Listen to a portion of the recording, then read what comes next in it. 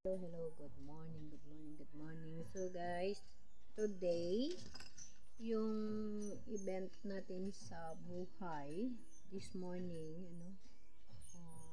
plano kong mag-swimming ngayon sa dagat. Pero, kaninang umaga, update tayo sa blood pressure ko is 133/91. So, pulse rate ko is 70. So, pag maganyan na yung BP ko, nag-iingat na ako yan. So, nagbalik ako ng tulog, nagpahinga ako. Kasi sa 33 na yan, bigla na yan tatakbo ng 40, yung 90 na yan, tataas na yan. So, natatakot na ako yan. Tumarating na yung parang nininervyos ka.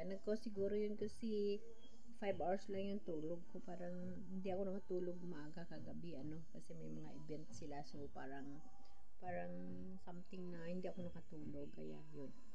So, pagising nga, yun nga yung BP ko. Now, ang ginawa ko, nagtulog ako. Kasi sa 130 na yan, and then sa 91 na yan, normal ho yan. Pero pag gano'n ho yung BP ko, pag magkamali ho ako ng hakbang yan, o kaya mapapagod ako, sasabog ho yun. Yun ho. Ang ginawa ko, higa ako uli, nag-rest ako. Mga 4:30 AM yun sa morning, hindi pa kasi ako masyado nakatulog. Kaya nakagising ako uli ng mga 6 o'clock, and then, okay yung pakiramdam ko. So, ang rotation ko sa pag-exercise ko, yung itong sa nabnis ng mga fingers ko, at saka sa shoulder ko. So, stay ko lang na pag-exercise 30 minutes para hindi ako mapapagod. So magandang pakiramdam. Hindi nagpahinga ako kasi 30 minutes lang naman yung exercise ko. So mga 7 na mag-8 na ngayon, nag-BP ako uli. So yung BP ko is 125/79/65 na. So okay na siya. So hindi pa ako naka-breakfast. So plan ko mag-breakfast, and then sobra init ang panahon ngayon, nagdududa ako kung mag-swimming ako or hindi. Unlike kahapon na medyo hindi masyado mainit. Pero maganda ngayon. Or maybe, depende kung maligo ako ngayon, hindi ko pa alam. Pero maganda ang vitamins na init ngayon. Kaya kailangan ko lumabas at magpainit-init doon. So, mamaya konti na ako mag-breakfast. So, yun ho yung update ng health natin ngayon. So, maganda ngayon pakiramdam ko, naka-exercise na ako. So, dahan-dahan lang. So, dahan-dahan lang ang ginagawa ko para na hindi matrigger yung yung palpitation ng puso ko, at saka yung tinatawag na sabog ng BP ko. Yun ho ang iniingatan ko.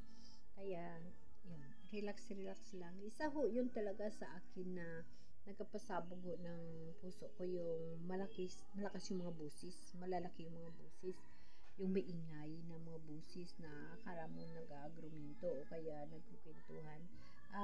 Umaano ho yung aking dyan, yung puso nagpaltipit. Yung ginagawa ko niyan, naghihidpon ako at nagmi-music para maiwasan ko yung mga ganong bagay, para hindi ho magtaas yung blood pressure ko. Yun ho yung technique na ginagawa ko.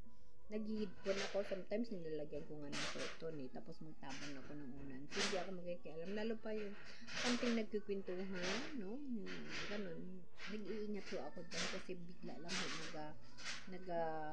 napaltipid yung puso ko. So, ganun guys, yung update natin this morning. Ano ba ngayon? 17? 17 ngayon guys. 17. So, May 17 ngayon. Magwa 1 month na ako sa probinsya bukas. Kasi 17 ako nang galing sa Manila. So, bukas 18. 1 month na ako dito. Happy first month here in the province na okay ho yung pakiramdam ko. I hoping talaga ako na sa tulong ni Lord, gagaling ako. By the way guys, maraming salamat sa inyo sa continuous na pag-follow ninyo ng aking mga videos sa panonood ninyo sa short videos ko. Maraming salamat. And then guys, stop ko na guys kasi may renovation sa kabilang bahay. That's why maingay. Okay guys, thank you so much.